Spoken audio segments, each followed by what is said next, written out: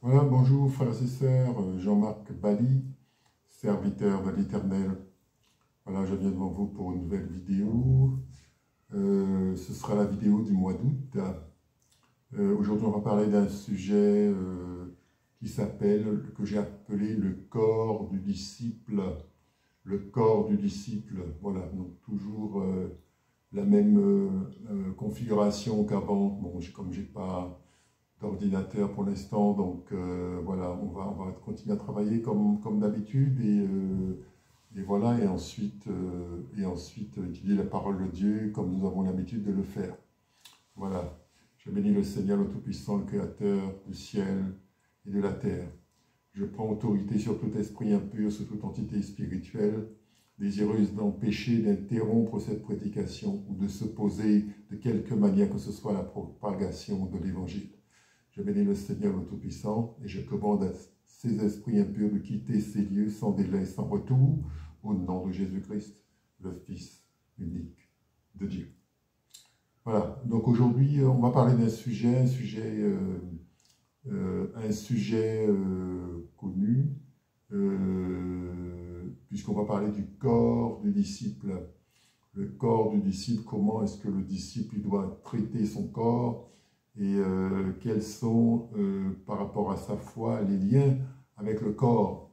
Voilà, donc c'est vrai que beaucoup de gens peuvent mépriser le corps ou dénigrer le corps et dire que ce n'est qu'une enveloppe, mais le corps est bien plus que ça, le corps est important et le corps doit être sanctifié, purifié.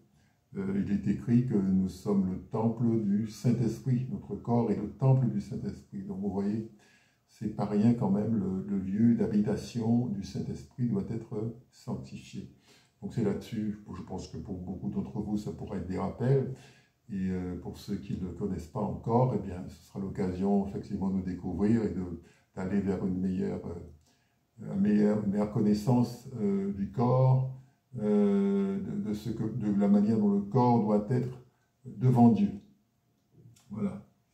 Merci Seigneur, je te bénis, je te rends grâce. On va commencer donc par, j'ai tout de suite affiché donc un passage avec lequel on va commencer. C'est un passage qui concerne le corps. Donc tous les passages que je proposerai vont concerner le corps, vont concerner voilà, toutes les promesses aussi associées au corps. Romains chapitre 12, verset 1, il est écrit « Je vous exhorte donc, frères, par les compassions de Dieu, à offrir vos corps comme un sacrifice vivant, saint, agréable à Dieu, ce qui sera de votre part un culte raisonnable. » Je reprends. Romains chapitre 12, verset 1, il est écrit « Je vous exhorte donc, frères, par les compassions de Dieu, à offrir vos corps comme un sacrifice vivant, saint, agréable à Dieu, ce qui sera de votre part un culte raisonnable. » Voilà. Donc ici, le Seigneur, par la bouche de l'apôtre Paul, nous demande d'offrir nos corps comme des sacrifices vivants, saints, agréables à Dieu. D'accord? Donc ça veut dire que le corps, il doit être sanctifié, le corps, il doit être purifié. Je ne dois pas verser n'importe quoi, mettre n'importe quoi dans ce corps. C'est ça que ça veut dire. Le corps, il doit être sanctifié. Ce qui nous amène aussi à penser aux aliments. On n'est pas censé prendre tout aliment, tout type d'aliment et le mettre dans le corps. Vous voyez, je me souviens, enfin aliment, je me souviens, ça par rapport à quelque chose que le Seigneur m'avait fait comprendre par l'intermédiaire d'une personne. Il avait utilisé la bouche d'une personne pour me parler en me disant qu'il fallait arrêter les consommations d'alcool. Étant d'origine guadeloupéenne, nous avons l'habitude de consommer le rhum de façon tout à fait normale, un peu comme en France métropolitaine, on consomme le vin. Et le Seigneur m'avait fait comprendre qu'il ne fallait pas que je mette cela dans mon corps et que ça devait cesser. Ouais. Et donc, c'est vrai qu'on peut être amené à penser que le corps, il peut tout avaler, mais en fait, la vérité, c'est que vous ne pouvez pas tout mettre dans votre corps. Il y a des choses qui sont acceptables, il y a des choses qui ne sont pas acceptables pour Dieu. Donc c'est la question à bien comprendre pour savoir comment sanctifier son corps davantage. Donc du coup, ben, j'ai arrêté de boire le rhum, j'ai arrêté de boire tout type d'alcool parce que j'ai compris que le Seigneur ne voulait pas que je le fasse. Donc on ne peut pas tout ingurgiter, tout avaler. Il y a des choses qu'on peut consommer, des choses qu'on ne peut pas consommer. Donc tout ça, ça concerne directement le corps. Voilà. Alors, offrir son corps comme un sacrifice vivant, c'est-à-dire le corps, il faut le sanctifier. Le corps, donc, doit être vu, présenté comme une offrande à Dieu. D'accord? Une offrande à Dieu. Vous voyez, c'est comme ça que le disciple, il doit voir les choses. Ce corps, donc, doit honorer notre Dieu. Ce corps, c'est un corps dans lequel nous aussi nous habitons, nous vivons dans un corps. Hein. Certains passages de la Bible disent une tente d'argile, ce qui est vrai, c'est-à-dire qu'à notre mort, si le Christ tarde à revenir, parce qu'on ne sait pas quand il reviendra, c'est-à-dire qu'à notre mort, ce corps va se décomposer et redevenir des éléments premiers, vous voyez, donc ils pourront devenir de la terre.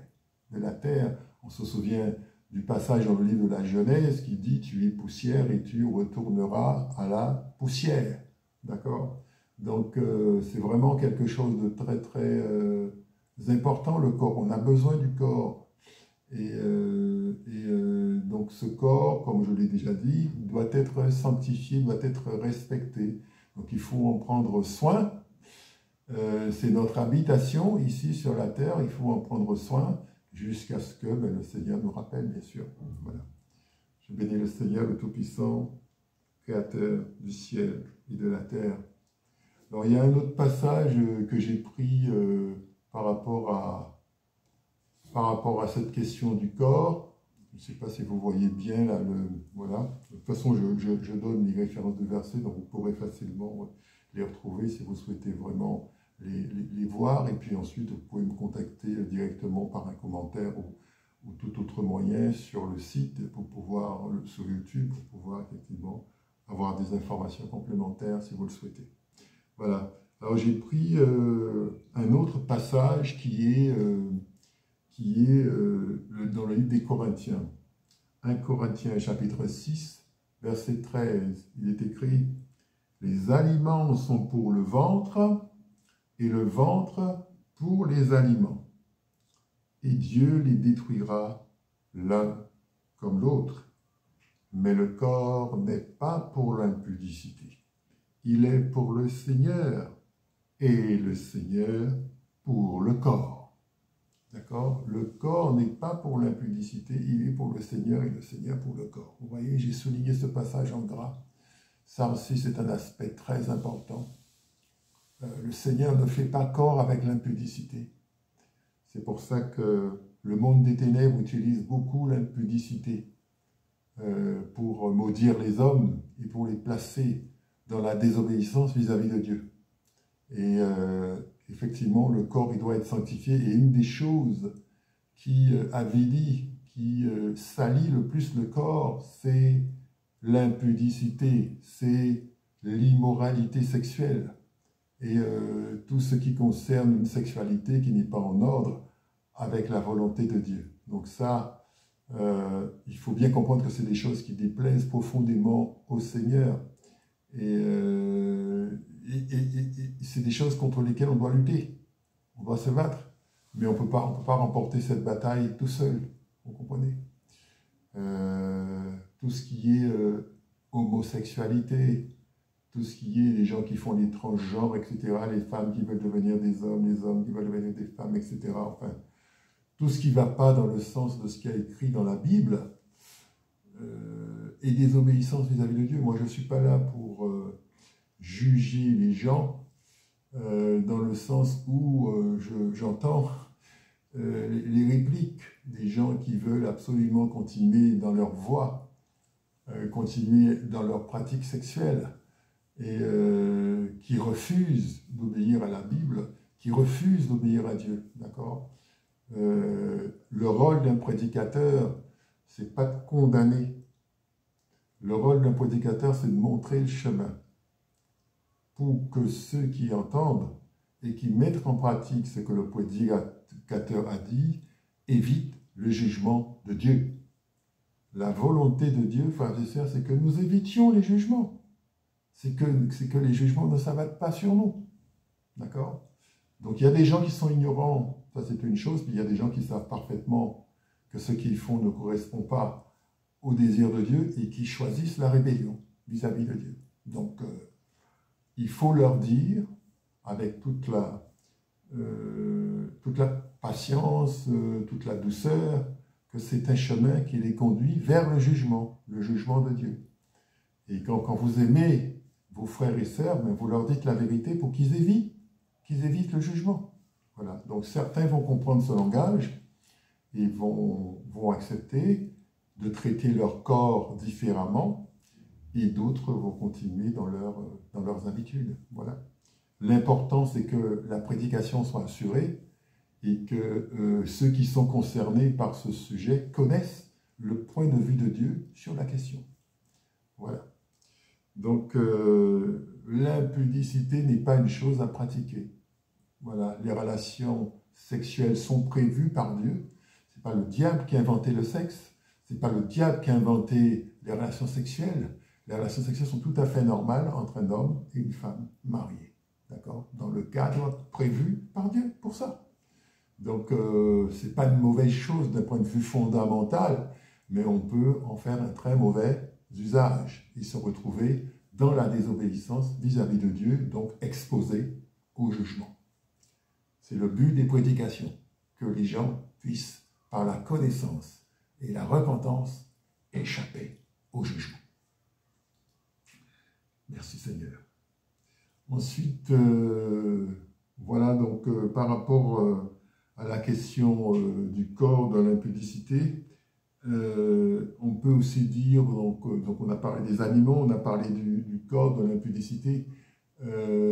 Voilà, donc c'est aussi, il faut savoir que les enfants de Dieu, c'est des gens qui ont le Saint-Esprit en eux. Ils ont le Saint-Esprit en eux. Donc tout ce qui est le Saint-Esprit, donc il est dans le corps, il est au niveau du corps, n'est-ce pas? Et ce Saint-Esprit doit pouvoir cohabiter, coexister avec d'autres choses qui sont en moi. Et il faut absolument que le Saint-Esprit puisse régner en moi, puisse avoir, comment dirais-je, la possibilité de fonctionner en moi. Il ne faut pas qu'il y ait des choses qui bloquent le fonctionnement du Saint-Esprit en moi, qui empêchent le fonctionnement du Saint-Esprit. D'accord? Et c'est pour ça qu'il faut absolument obéir au Seigneur et, quand il parle de l'impudicité. Donc, j'insiste sur le fait que ce n'est pas une chose qu'on peut faire tout seul. D'accord? Moi qui vous parle, je suis un Antillais, Guadeloupéen, et j'ai compris depuis que les gens de ces pays-là, des pays qui sont au niveau de la mer, qui ont la mer, qui ont les rivières, qui ont les lacs, tout ça, ils ont affaire aux esprits des eaux. Et ces esprits des eaux, justement, ont une caractéristique qui est de provoquer l'impudicité chez les gens. Provoquer l'impudicité de manière à ce que le jugement de Dieu vienne sur les hommes. Faire condamner les hommes, voici l'activité du monde des ténèbres. Donc nous avons des origines, nous avons des consécrations qui ont été faites, vouloir ou pas, et on doit en tenir compte quand on est chrétien, donc on peut être poussé, il ne faut pas trouver ça, comment dirais-je, anormal, le fait qu'il y ait toujours des forces comme ça en nous qui s'opposent, et pour nous pousser vers l'impudicité, vous voyez, on a une origine, on a un passé, on a des ancêtres qui ont fait des pactes avec ces esprits-là. Donc, petite parenthèse sur les esprits des eaux, que le Seigneur m'a permis de comprendre et que je partage avec vous. Les esprits des eaux donc, concernent tout ce qui est pratique d'impudicité, c'est-à-dire vous vous retrouvez dans une impudicité que vous ne pouvez pas contrôler. Et vous êtes complètement esclave de cette impudicité. Vous voyez, Vous prenez une femme qui a suivi Jésus comme Marie de Magdala. Tout le monde connaît Marie de Magdala. Bon, les gens en disent du bien, d'autres en disent du mal parce que c'était une prostituée. Mais Marie de Magdala, si vous lisez les évangiles, vous verrez que le Seigneur a chassé d'elle 7 démons. Il a fallu, pour qu'elle soit capable de suivre le Seigneur, que ce dernier chasse d'elle 7 démons d'impudicité. Je vous assure que c'est très très difficile, quand vous êtes un être humain, de lutter contre des démons qui ont des doigts légaux sur vous et qui ne se privent pas pour vous pousser, pour vous tenter, pour vous exciter par des pensées, par toutes sortes de moyens, puisque voilà, ils savent comment faire, ils font ça partout. Et déjà, pour que vous compreniez que ça ne vient pas de vous, que ce sont des esprits impurs qui font ça, ça demande un niveau de maturité spirituelle. Et ensuite, il faut parler de la délivrance. Donc la délivrance, c'est voilà, c'est quelque chose dont on a besoin aussi pour ne pas demeurer dans l'impudicité. À cause de ces esprits impurs, esprits des eaux, qui sont tout à fait en activité dans notre vie, le plus souvent à notre insu. Vous voyez. Voilà. Je vais citer un passage que je n'ai pas pris ici, mais dans le livre d'Isaïe, on vous parle d'une entité spirituelle satanique qui s'appelle le Léviathan. Le Léviathan, c'est le chef des esprits des eaux, on va dire. Et donc, il vit dans les eaux. Il vit dans les eaux. Il est écrit dans le livre d'Isaïe 27, chapitre 1, je cite de mémoire. « En ce temps-là, l'Éternel frappera de sa longue, dure et forte épée le Léviathan, serpent tortueux, le Léviathan, serpent fuyard, il tuera le monstre qui est dans la mer. » Et qui est, voilà, et je m'arrête là, fin de citation. Et donc, en fait, ce Léviathan-là, c'est le chef des esprits des eaux. C'est le chef des esprits des eaux.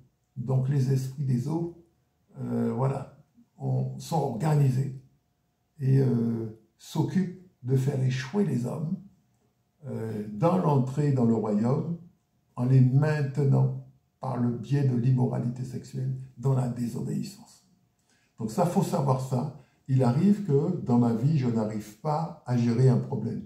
Je veux arrêter de pécher dans un domaine, là je suis dans le domaine de l'impudicité, mais c'est vrai dans tous les domaines. Je veux arrêter de pécher dans un domaine quelconque, je m'aperçois que je n'y arrive pas. Je n'ai pas la force, et ça revient, et ça revient.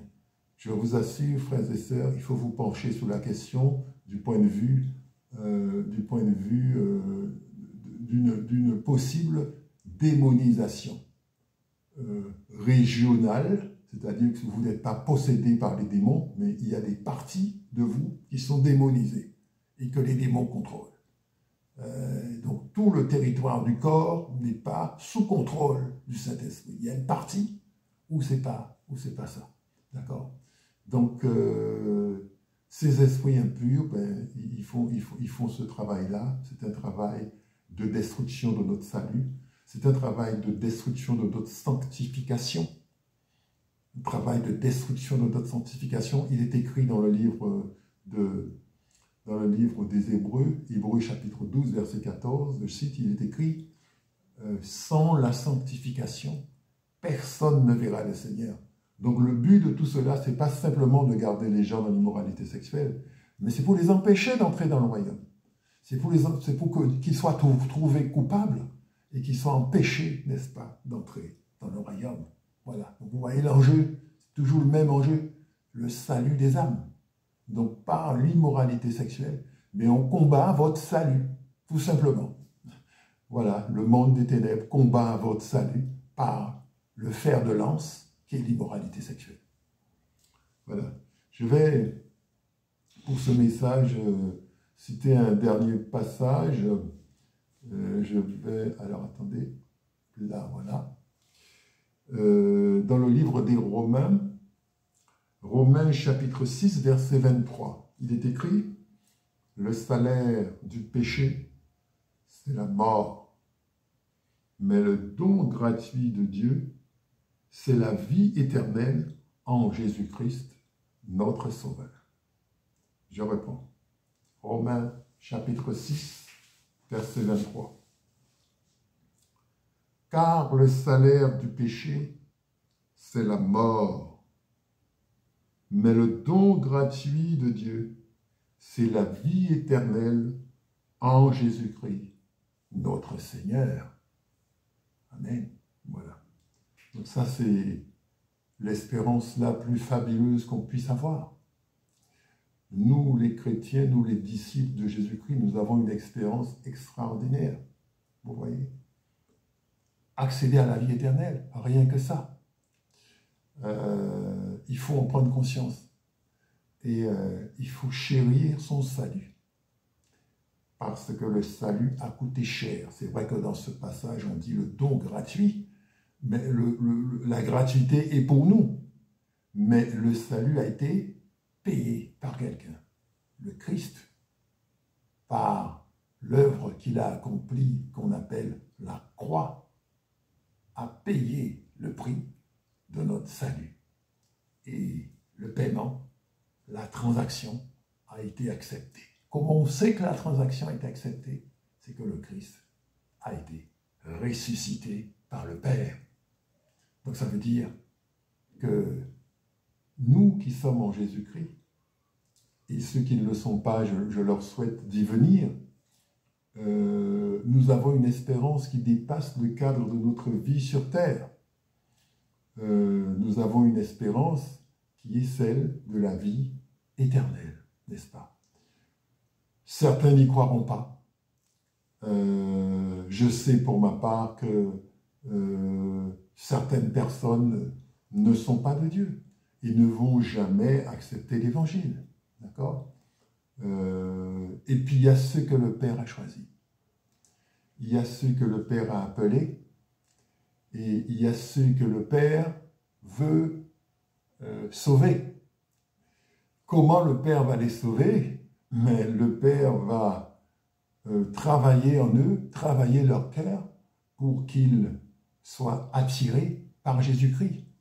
Jean chapitre 6, verset 65, il est écrit, nul, et là c'est Jésus qui parle, nul ne peut venir à moi si le Père qui est dans les cieux ne l'attire. Donc venir à Jésus-Christ, ça ne vient pas de nous.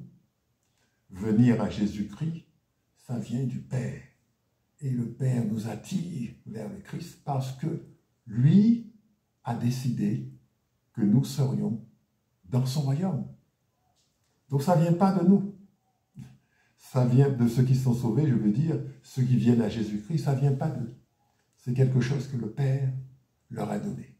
Donc je vous invite à chérir votre salut, comme je le disais. Je vous invite à le garder, à le respecter. Respectez votre corps, parce que c'est le temple du Saint-Esprit, n'est-ce pas? Et on a des habitudes, et puis on a besoin de délivrance aussi parfois, des esprits impurs qui sont encore là, qu'il faut chasser. Donc tout ça, ça fait partie du processus de purification, de sanctification, n'est-ce pas? Et il faut se sanctifier pour s'approcher du Seigneur et être en communion. Cette communion avec le Seigneur. Et là, le Seigneur peut me parler. Le Seigneur peut me dire des choses dont je n'ai aucune idée, qui sont dans ma vie, mais j'ai besoin de la révélation, n'est-ce pas? J'ai besoin de la révélation. Dernier point sur lequel je veux parler, c'est le Saint-Esprit. Le Saint-Esprit qui sait prier. Nous ne savons pas prier comme il faut, comme le dit l'apôtre Paul dans le Romains chapitre 8, versets 26-27. Nous ne savons pas prier comme il faut, c'est-à-dire on ne sait pas ce qu'il convient de demander. Donc on se retrouve face à une autorité qui est Dieu, mais on ne sait pas quoi lui demander. Voilà. Et on a besoin d'une aide spirituelle. Alors, demandez l'aide du Saint-Esprit dans ce domaine-là. C'est-à-dire que le Saint-Esprit reformule ce que nous avons dit à ce sujet devant Dieu, devant le Christ, n'est-ce pas? devant notre Seigneur, que le Saint-Esprit, n'est-ce pas, reformule cela et que le Père, n'est-ce pas, voilà, reçoive la requête du Saint-Esprit, puisque les deux sont d'accord. Le Saint-Esprit, ce n'est pas le Père, hein, le Père, ce n'est pas le Saint-Esprit, mais les deux sont en accord.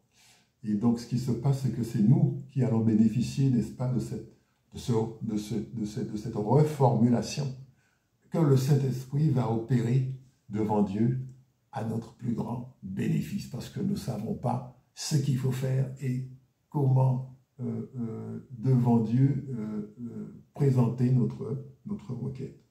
Voilà. Voilà. Que le Seigneur vous bénisse et qu'il vous accorde sa paix, sa grâce. Et voilà, je bénis tous ceux qui écoutent ce message, qui ont écouté ce message et que le Seigneur vous accorde sa paix, sa grâce et que ce message soit pour vous une source de bénédiction. Voilà. Donc ceci, c'est la partie 1, et je ferai une partie 2 par rapport au corps de disciples.